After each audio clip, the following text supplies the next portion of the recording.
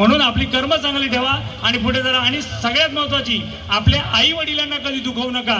जो आई वडिलांना दुखवतो, आई वडिलांमुळे ज्यांच्यामुळे आई वडिलांच्या डोळ्यात अश्रू येतात, ज्यांच्यामुळे, ज्यांच्यासाठी नाही बोललो, कारण मुलांसाठी प्रत्येक आई वडिलांच्या डोळ्यात दुःख येतं, पण ज्यांच्यामुळे आई वडिलांच्या डोळ्यात अश्रू येतात तो मुलगा कधीच सुखी होत नाही.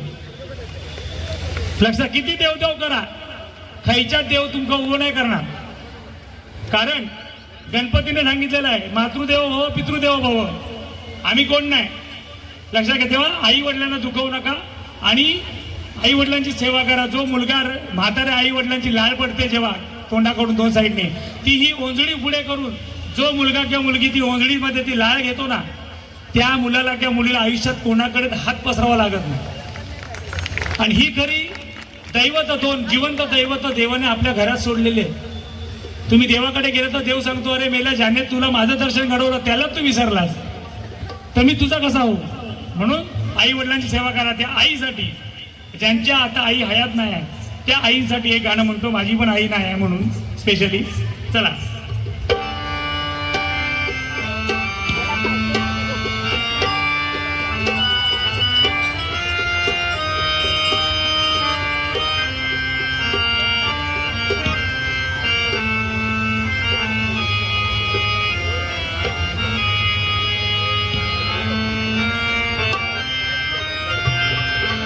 शरणाच्या टप्प्यावरती धन्य तू गमाते,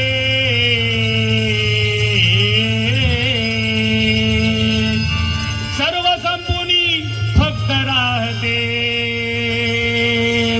आई तुझेच नाते,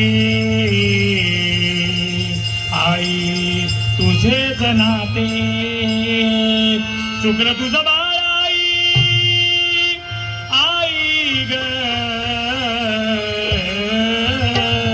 चुकलं तुझं बाळ आई, रडत धाई धाई ग, रडत धाई धाई ग.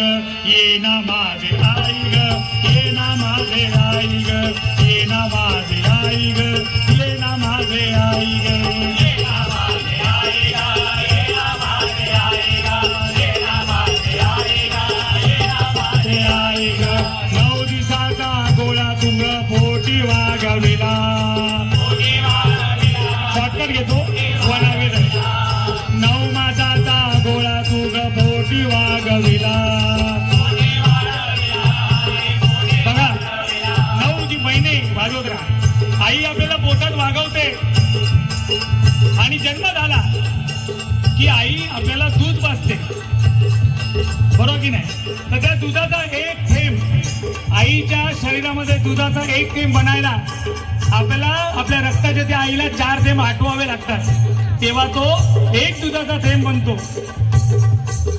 आणि आपण मुळात दूध पिऊन नाही, आईचं रक्त पिऊन आम्ही मोठे होतो. लक्षात घ्या. त्या आईच्या दृष्टीमध्ये पण एवढी ताकद आहे की कासवाची पिल्लं त्या आईच्या डोळ्यात डोळे घातले की त्यांचं पोट भरतं. त्याही पुढे जाऊन आईची आहुती सांगतो तुम्हाला. विंचू बघा, विंचू, ती विंचविन जी आहे, तिने जर मुलांना जन्म दिला की ती मुलं ते आईलाच मारून खातात. स्वतःचा देह ती आपल्या मुलांना पोट भरण्यासाठी समर्पित करते. ही आमची आई. म्हणून ठेच लागली की आपण म्हणतो आई ग, कारण पोटामध्ये त्या आईने आपल्या लाता खोता खाल्लेली असतात, तिला माहित असतं आपल्या पोराला काय झालं. तसाच बाप पण आमचा श्रेष्ठ आहे. तुम्ही रस्त्याने चाललाय आणि एखादी भरधाव गाडी अंगावर आली तर तुम्ही काय म्हणतात, बाप रे. कारण छोट्या छोट्या गोष्टीसाठी आई आणि मोठ्या संकटासाठी आपला बाप आपल्यासाठी पाठी उभा असतो. इथं आपल्या आई वडिलांसाठी काय आवाज. 9 मासाचा गोळा तुग पोटी वागविला,